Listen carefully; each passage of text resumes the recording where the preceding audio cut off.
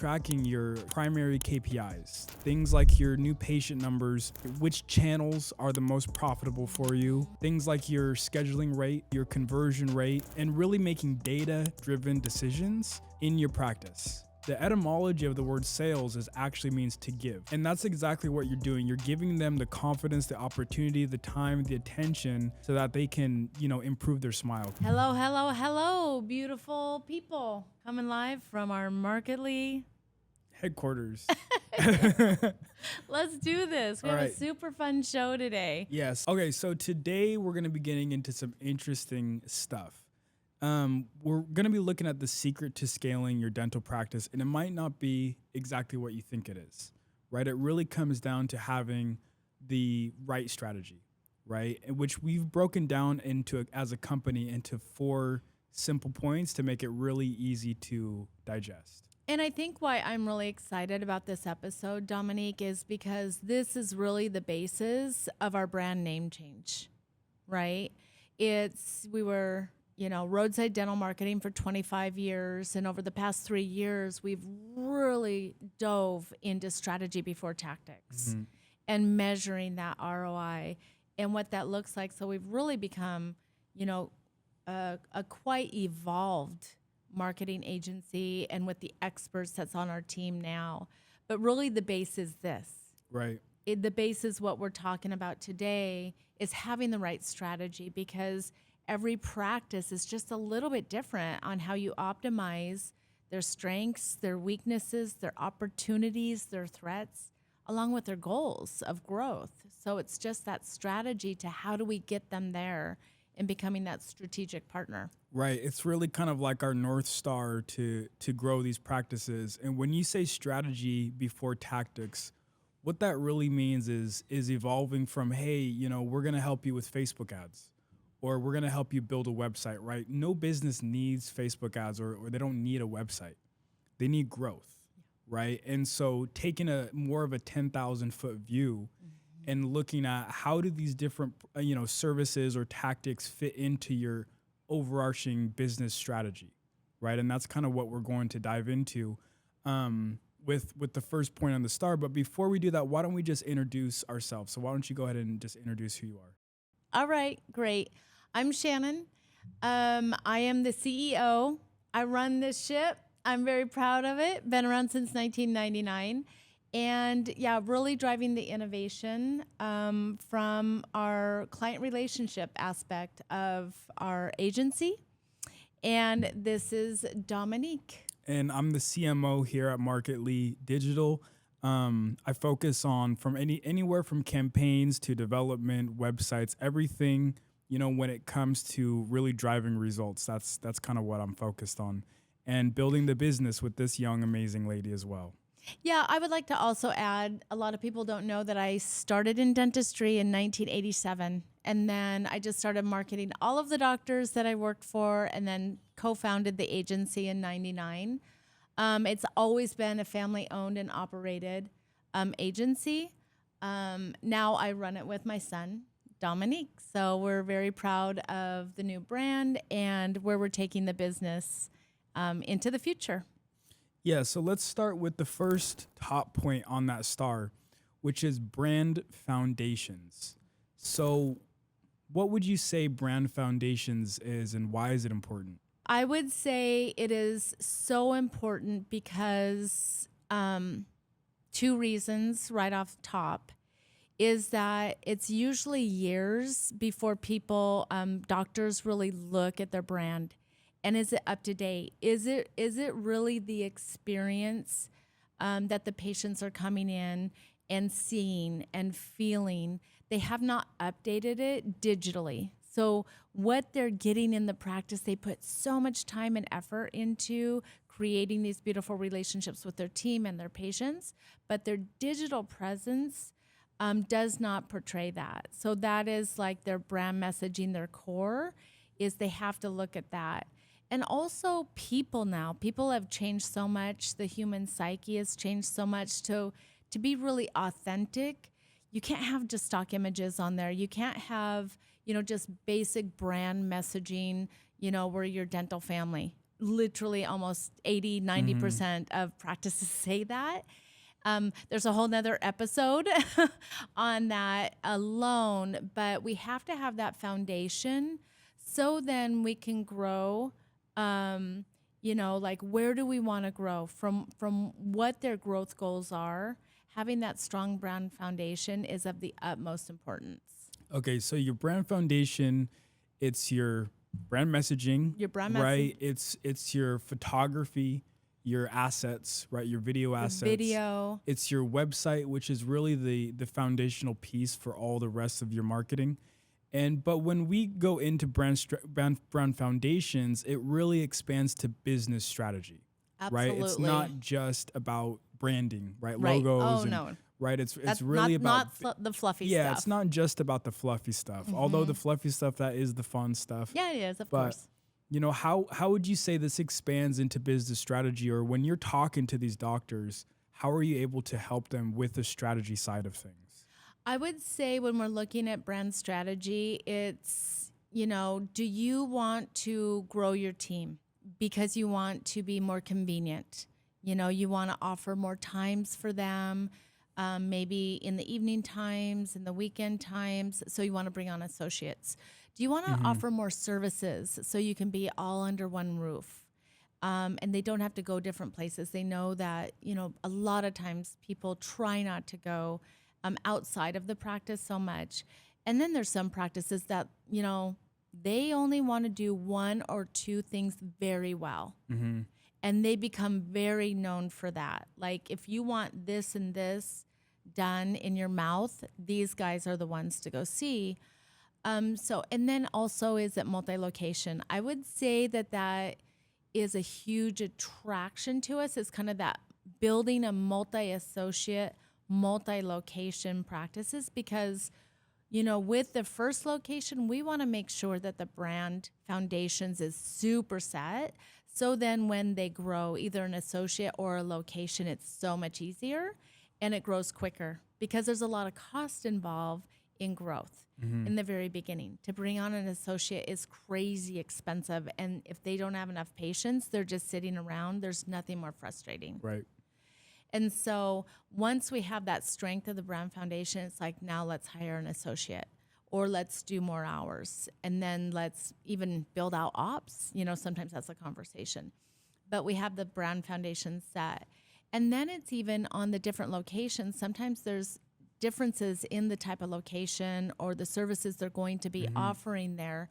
So it's making sure that that brand foundation, the marketing, the patient acquisition is super strong before they go to the next location. A lot of times we're like, hey, we're, grabbing a location about 6 months before we even expected. And it's because the foundational brand foundations, the systems within how we get the brand out there is so fine-tuned that they're growing even faster than they expected from the past. How is looking at their SWOT important when, analyzing their business strategy? I think it's one of the most important things because then we can help guide them on what their brand foundation should be.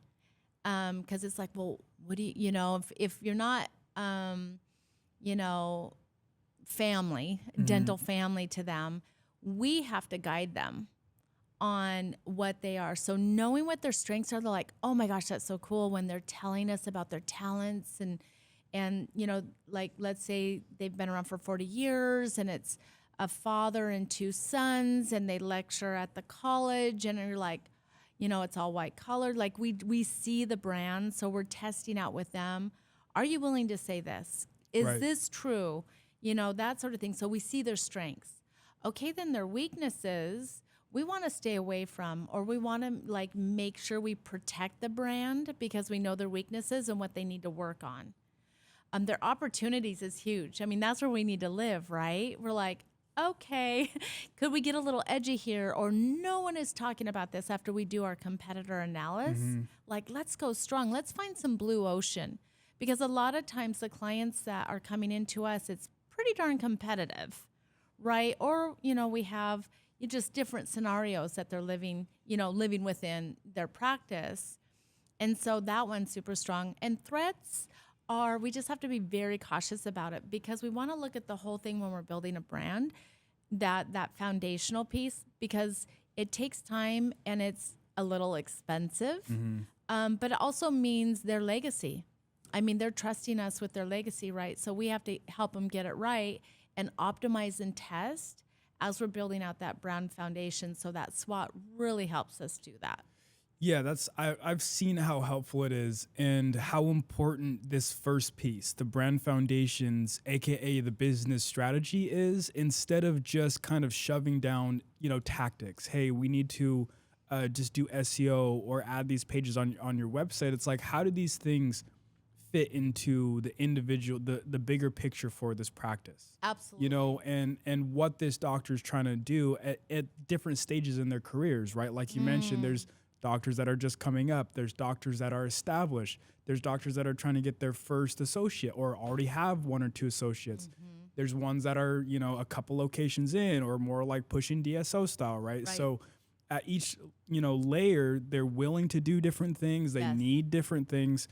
And so it's a really important starting piece. But getting more into kind of the meat, right?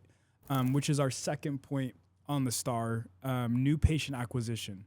Right? This is what we're really known for. This is kind of the core of our business from the past 20 plus years, right? And what that goes into is both organic and paid methods of attracting new blood, new patients, right? Not ones that are already there, but how do I kind of expand, right? Both paid, SEO, ads, advertising, at all different levels. So what would you say about that? Why is that so important? And where's the direction going with new patient acquisition? Yeah, that's what I was going to say, because it's interesting when doctors call, there's kind of two camps. They want to go all in on paid ads or they want to go all in on SEO. And honestly, because social media channels have doubled, which is a lot of traffic, a lot of noise, people are getting lost.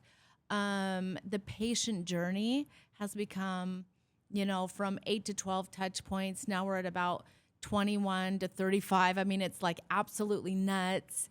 Right. People need to see a lot of They you need to see a lot for of them you to trust you. And yeah. So it's not just one channel. It's not just one way to bring in new patient acquisition. If you're going to say, I just want paid ads and I want this many patients, it's like that was about 5 years ago that you could really do that. The clients that we're seeing that is crazy successful and growing is when they have a full spectrum of new patient acquisition, right? And then that's that omnipresent, omnichannel, where they're being seen as experts. They're answering real questions like, the public is asking. They're very authentic. So that local, that SEO, that organic, so important. And then along with, is it more brand awareness ads, depending on how competitive they are or how established their practice are, as to what kind of paid ads that we would recommend. Is it lead gen basic? Is it lead gen pro? With the call team and supporting how many new patients do we want.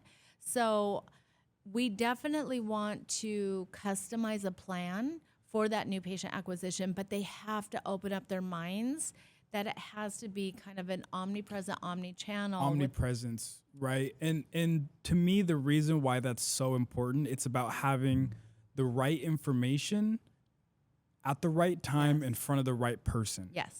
Right. So that could mean meeting them where they're at. Are they just starting to look for solutions that they don't even really know? Have they already connected with your brand and want to learn more about you?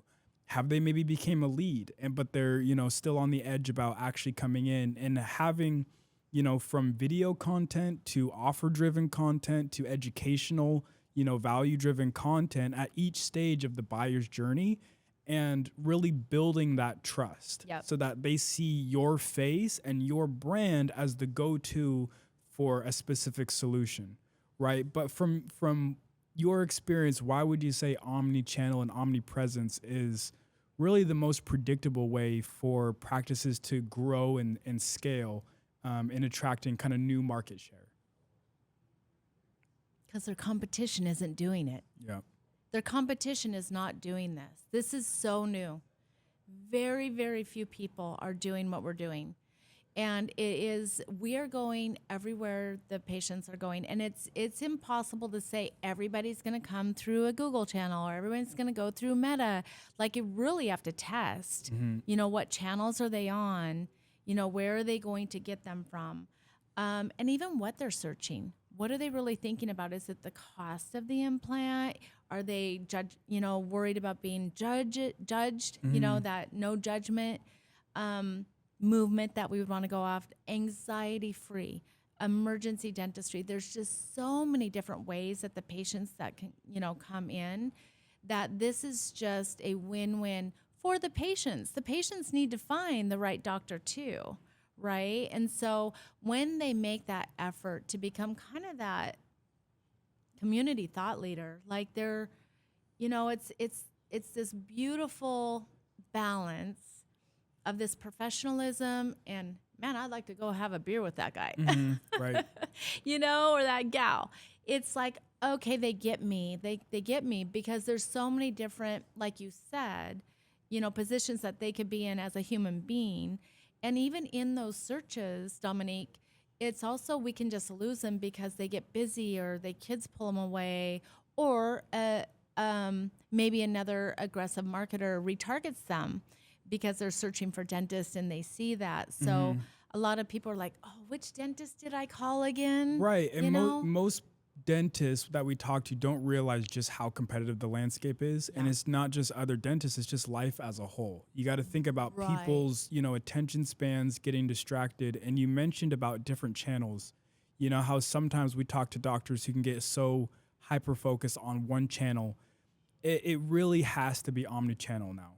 And one example is this. Most doctors know that Google, for example, Google Ads is more intent-based, right? So searching dentist near me or implants near me versus Meta as being more disruptive-based, meaning they're looking at pictures of their friends and then an ad for dentist pops in, right? The thing is, though, if you're just looking at Google Ads, 90% of those clicks will drop off and won't take action. If you have Meta, you can now retarget those same ones with different educational videos or even trust building videos to get those ones who didn't take action to take action. Vice versa, people might see your ad, your brand on Facebook and, not take action right in there. But when they search, you want to pop up. Right. Right. And when they see your website, you want to have your website that reflects. So it really is that full spectrum. It's not just I can pop up a website and get patients. That was 20 years ago. It's not just I can throw a couple grand on Google Ads and get patients. That was 5 years ago, right? It is evolving, and doctors definitely need to evolve we're here. with it. Yeah. We're here. They have to do it. And one last thing before we move on to the other point of the star is, we're talking about new patient acquisition, right? And yes, it has gotten, more expensive with less ROI. We're dealing with that. So that's where we need to get creative. That's where we need to get rid of the stock images, and they need to see your face for trust, being authentic, that sort of thing, and looking on all these channels, being on all these channels. But it's also having somebody help you with your internal marketing too, because we're bringing these new patients in. Now, if we can get them referring friends and family, 1, 2, 3, 5 people, now your profitability goes way up. So surprise, delight, and wow. Which is our third point of the star. Okay, right? Let's go into it. External marketing or, new patient acquisition. Yeah. Or that's the second point. The third point of the star is building a high performance culture. Exactly. Which is another word for internal marketing, right? Which, like you mentioned, external marketing is always going to be more expensive. Yes. Right? A lot of times it's just marginally profitable. And where you really build your margins is internal marketing. So what would you say about that? Why is it so important? Well, I want to go back to that marginally profitable too, because it's the lifetime value. So it's creating that culture and keeping them on, and also creating videos so they say yes to treatment faster, right? So it all kind of feeds to each other, that profitability of it. And then so the internal marketing and the culture, what we're talking about. And it's really first building culture with the team. So they love to be there. You have welcoming, the hospitality, the front desk is, I Hospitality, feel, front desk. the most important person on the team besides It the is, dentist. yeah. And it's not given enough love. It's not given enough training. So we definitely like to support them in some team training and listening to the phone calls and coaching them and getting them excited about welcoming in these new patients. But, you know, a lot of practices are calling up right now and saying, I've always been a word of mouth, you know, practice. Now I need, you know, more marketing. So we kind of look at the other marketing we just talked about, peppering in some of that. But it's also, well, do you have a system and automation like for your word of mouth? Nope. Oh, sometimes we remember to ask them and sometimes we don't. Right. It's like fingers crossed. I hope the front desk person asks them for while they're, you know, a review while they're walking out. It's not a documented system that they execute. They absolutely have to have a systems and automations for their internal marketing to support them. And it needs to be easy on the team. It just does. We can't expect them. So that's where we've kind of come in with some, you know, innovative ways to help the team to have a whole system from within the CR system, you know, signage, QR codes, kind of some fun goodies that they get, you know, for that, wellness quizzes. You know, it's just like they're asking the team, what is this? I want this wellness quiz. You know, what's going on over here? And they love it because, you know, they really didn't have to implement that much. They just had to implement the system for this referral base. And that really does support the external marketing. And again, that surprise, small little things that we can do with surprise, delight, and wow to stay on top of mind awareness. Yep. I would say building a high performance culture as it relates to internal marketing comes down to three core things. It's your front desk, like you mentioned. So how well are you at capturing the interest that does generate, right? When you launch these marketing campaigns and just organically, right? People are going to be calling your practice, but you have to think from their perspective.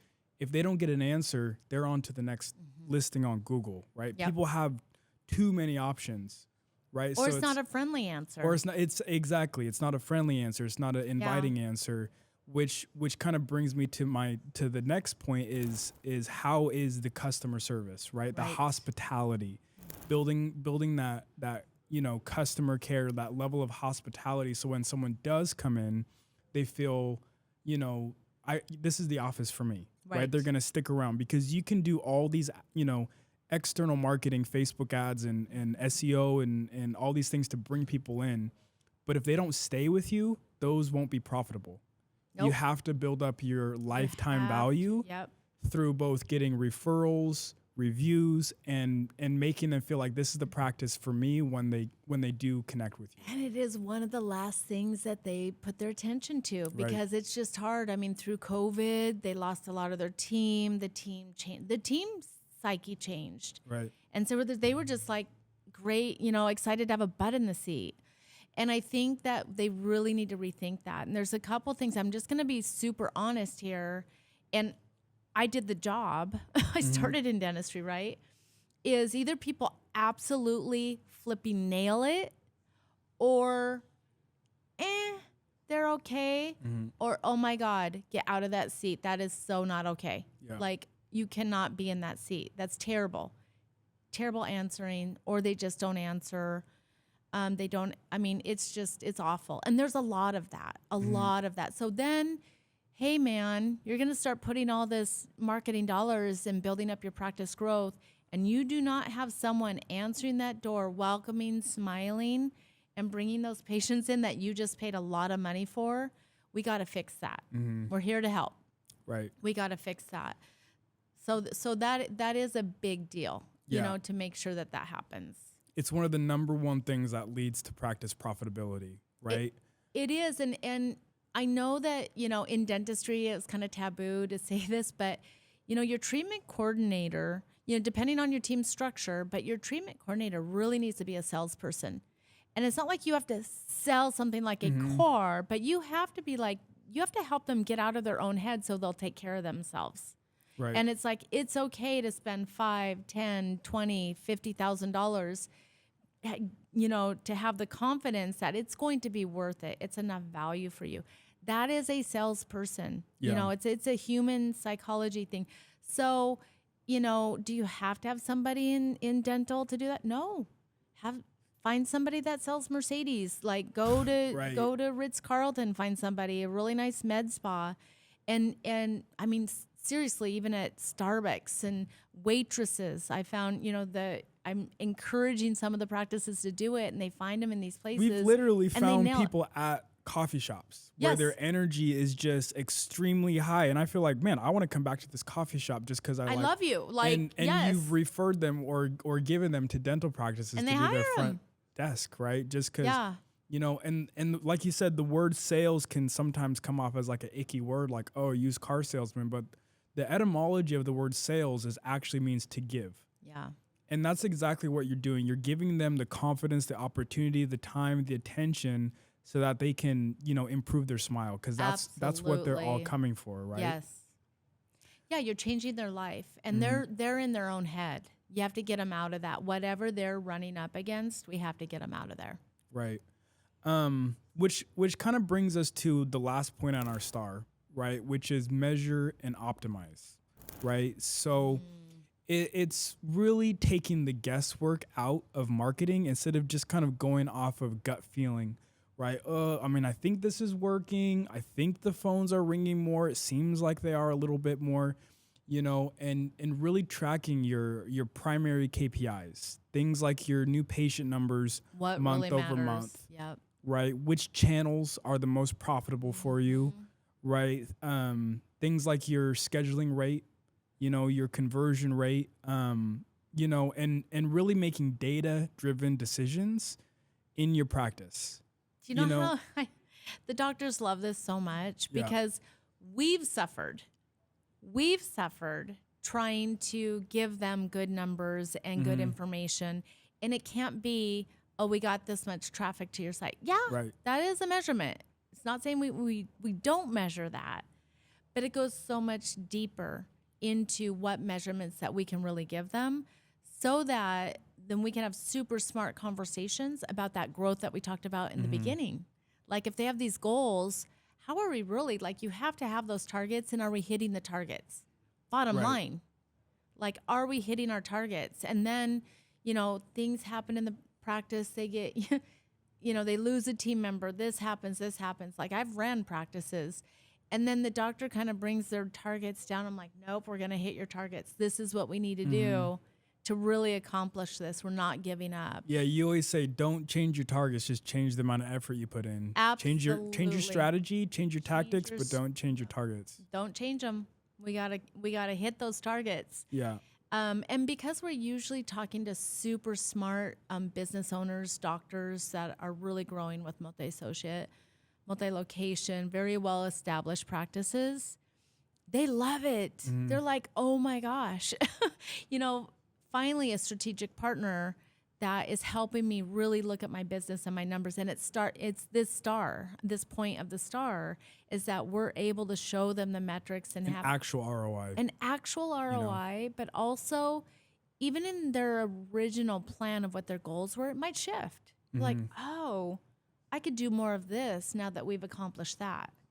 And we're looking at that and having that conversation with the proper metrics. And Right. And it really informs you on where to focus the 100%. the attention, the energy, the budget, you know, because there's about 1,000 different ways you can optimize, you know, marketing, a funnel, a website, you know, within that. But if you don't have clean metrics, actual metrics, you don't really know what to focus on. You don't really know where the constraints are, you know, and when you have that data out there in the open, everyone can see it. Everyone's aligned on what KPIs are important and what we're improving for this quarter.